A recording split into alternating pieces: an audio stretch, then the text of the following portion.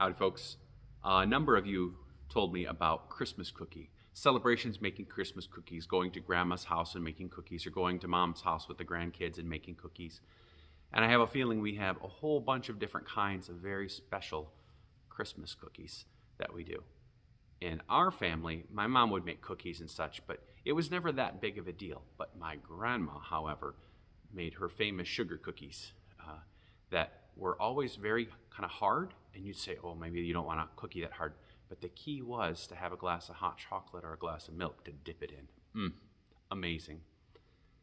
Now, as you probably know, I don't like cake, and I'm more of a cookie person, and I'm trying to do less cookies. But Christmas time brings some of my favorite cookies around.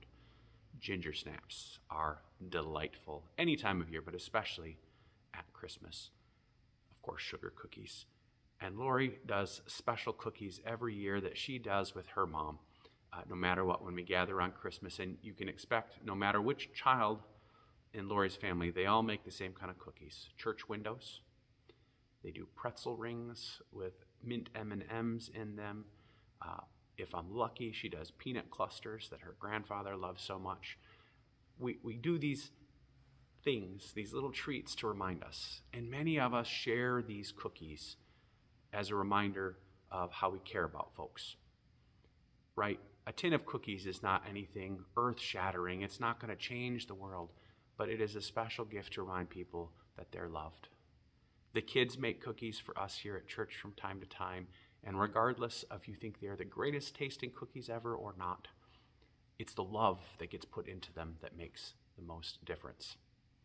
I had a kid in my youth group who's now a full-grown adult, a lovely, lovely gal, and she and her family every year would make Christmas cookies. And I don't mean a couple, but they would make Christmas cookies, and you would guess how many dozen they would make. One year I won with 115 dozen as my guess. This is an all-day affair with multiple people on hands, and they would bring them and share them among the entire congregation back in Chicagoland.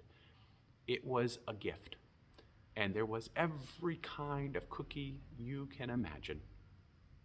Cookies, of course, as a tradition, aren't anything all that special. But when they're made with love and shared with those you care about, those cookies mean so much more than flour and sugar and butter. I hope you have a special someone to share a Christmas cookie with, whether it be a friend or family member, a loved one, or maybe just someone you see at church. Enjoy those cookies. See you soon.